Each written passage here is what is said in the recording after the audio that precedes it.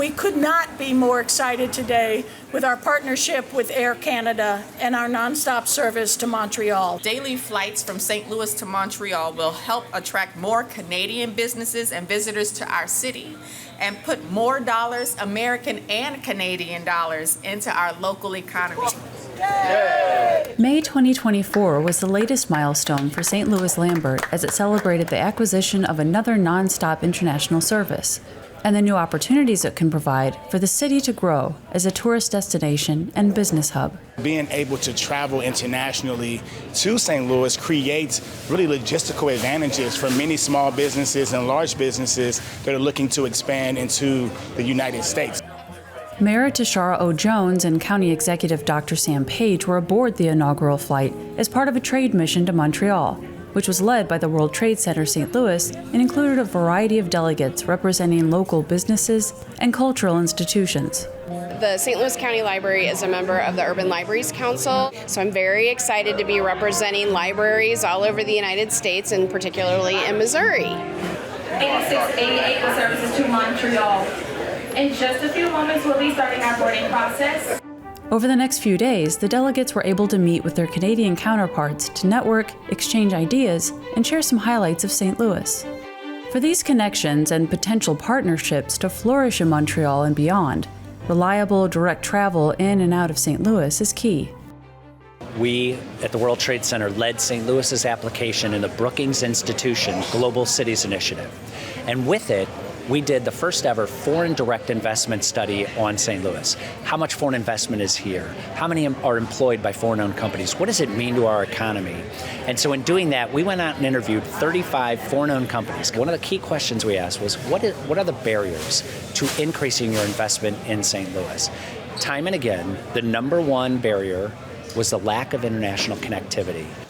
Hearing this, St. Louis Lambert International Airport set out to secure a much-needed direct flight to Europe, and in 2022, the first non-stop Lufthansa flight to Germany took off. And as Lufthansa has said, it's been one of the most successful launches of a new market in recent memory.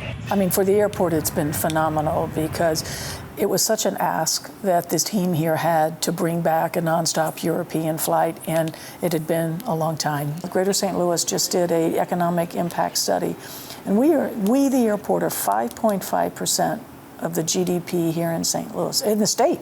And so when you think about that, it's a huge statement, and I don't think people sometimes realize the economic engine that we are and how important it is for a region to have a vibrant airport. Even before the graceful arches of the main terminal were designed by Minoru Yamasaki in the 1950s, the Lambert name was synonymous with flight. Albert Bond Lambert was a significant part of the incredible sweep of aviation history that converged around Kinloch Park and the nearby 170 acres that would eventually become Lambert Field. Over the years, Lambert Field was transformed into an international airport, becoming the hub for TWA until it was absorbed by American Airlines. For a multitude of reasons, including the 2008 financial recession, the American hub was lost in 2009, leaving St. Louis Lambert without the scope of service it was once able to offer the region. So when we were the TWA hub that most people remember, the bulk of our passengers were flying through St. Louis. When that hub went away, we lost most of that traffic. So trying to find a partner that could bring back that connecting traffic through St. Louis, which gives more opportunities for our local region, was key. And that's why Southwest became such a big partner. So they're 60% of our market share now, and 35% of their traffic is connecting through St. Louis. So we want that to grow, and it's a little challenging to continue to grow that in the terminals that we have because they're single-sided, they're long corridors, those planes are full, they're short connecting times. I mean, this terminal was designed and built in 1956. When it was built, it was known across the world as one of the most iconic fronts of any airport. You know, as we grew over the years and as the industry changed, it's not the greatest setup. We can't move forward if we can't let go of the past.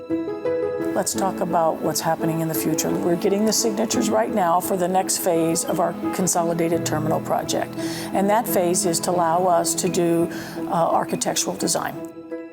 So being able to go to this next step is about a $950 million commitment from our airline partners. The new terminal was designed with dual-sided concourses so that Southwest will be able to move into that eastern wing, and they'll have gates across from each other, which will make the opportunity for that connecting traffic so much better. Plans also include a new garage with 47% more parking and a roadway system that provides a mile-long loop around the airport. That's also going to be, some of the challenge of the phasing. When we build a new garage, the existing one's going to have to come down, and the roadway is going to have a lot of alternative routes as we work through the new roadway system. But, with all struggles comes a great product at the end. And if all goes as planned, more flights, international and domestic, will fly in and out of St. Louis's airport, driving economic growth and global connectivity in our region. Our link to Montreal, it's not only about connecting Canada and the US, it's also connecting St. Louis community to the world. See you in Montreal. Merci beaucoup. For Living St. Louis, I'm Kara Vanninger.